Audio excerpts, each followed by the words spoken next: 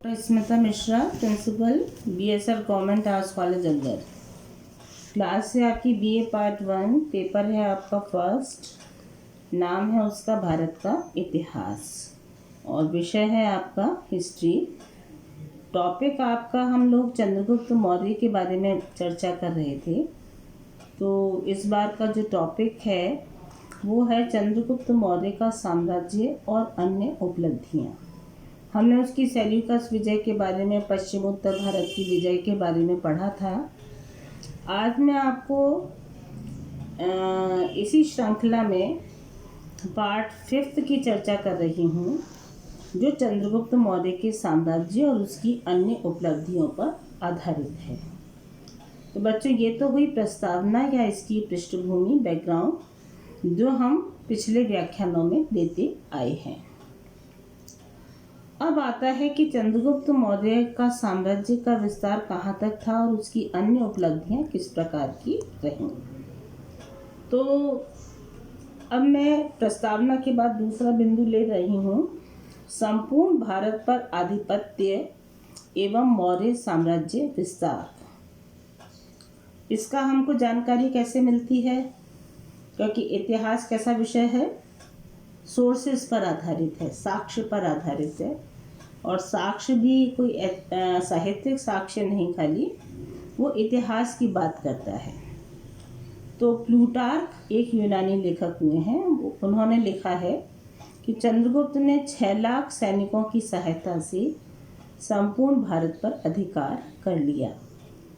निष्कर्षतः यह कहा जा सकता है कि चंद्रगुप्त मौर्य का साम्राज्य हिंदू कुश से लेकर बंगाल तक और हिमालय से लेकर कर्नाटक तक विस्तृत था। इसमें क्या हुआ, अपना पूरा पश्चिम, उत्तर, दक्षिण, चारों तरफ उसका साम्राज्य फैला हुआ है हिंदुस्तान के नक्शे पर।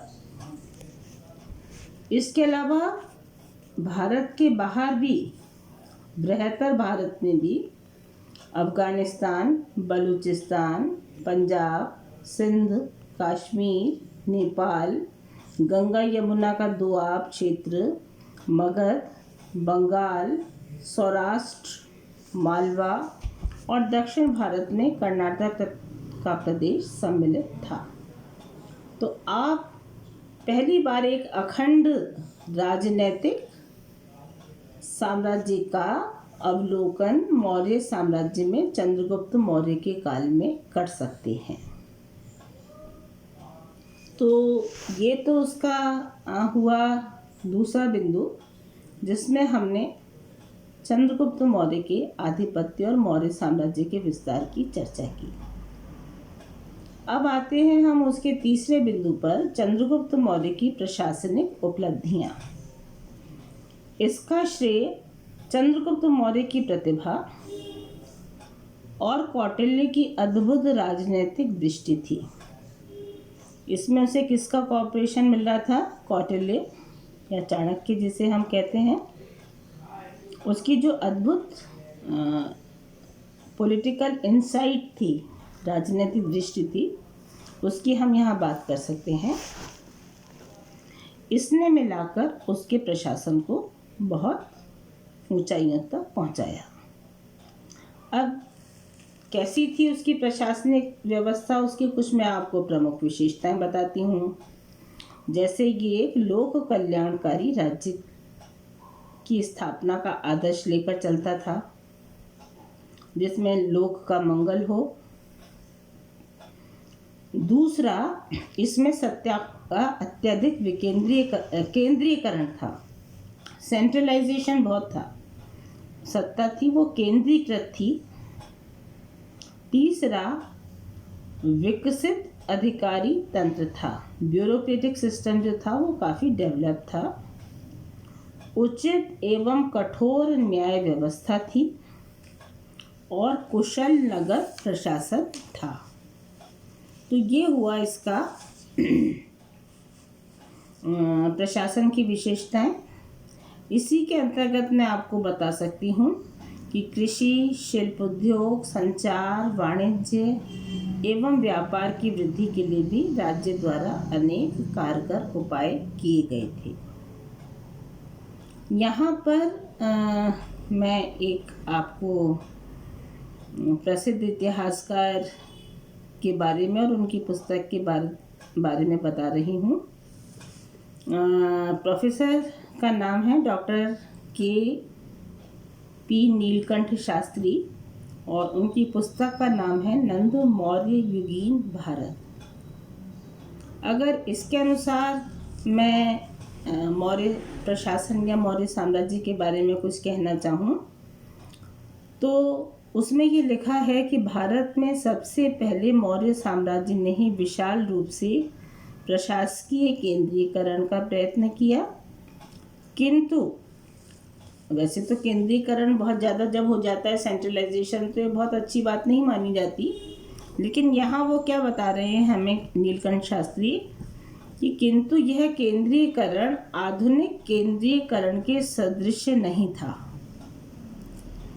जो सेंट्रलाइजेशन के अवगुण आज के युग में हमें दिखाई देते हैं वैसा ये नहीं था, सदृश नहीं था, जहाँ निर्ममता से नीति का एकीकरण होता है। कौटिल्य ने जहाँ भी इस नीति का विवेचन किया है, केंद्रीकरण की नीति का, उसमें प्रजा हित को प्रथम स्थान दिया है।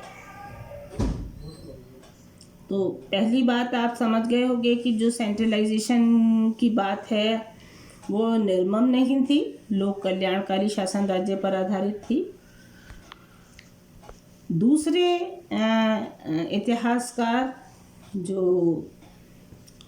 एक अपना विशिष्ट स्थान रखते हैं, प्रोफेसर हेमचंद्र राय चौधरी, उनके विचारों को यहाँ व्यक्त करूं तो उनके अनुसार वह युद्ध में जितना स्फूर्तिवान था, शांति की कला में भी उतना ही कर्मठ था। नागरिक प्रशासन के क्षेत्र में चंद्रगुप्त ने जिस योग्यता का परिचय दिया उससे स्पष्ट हो जाता है कि वह समस्त सामान्य योद्धा राजाओं से बहुत श्रेष्ठ था। न्याय व्यवस्था समता पर आधारित थी। 9 सेनाओं ने उसकी जल दस्युओं का दमन किया था। दस्यु को जानते हो क्या, मतलब डाकू।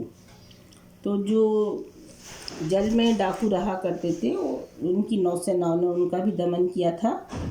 और एक बहुत बड़ी बात जो हेमचंद्र राय चौधरी ने लिखी है वो था कि उसने दास प्रथा पर अंकुश लगाया था।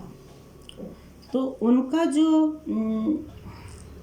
प्रशासन का मूल स्वरूप था वो लोक कल्याण पर आधारित था, इसीलिए वो बड़ा लोकप्रिय हुआ और एक अखंड भारत की नींव मौर्य साम्राज्य के काल में पड़ सकी।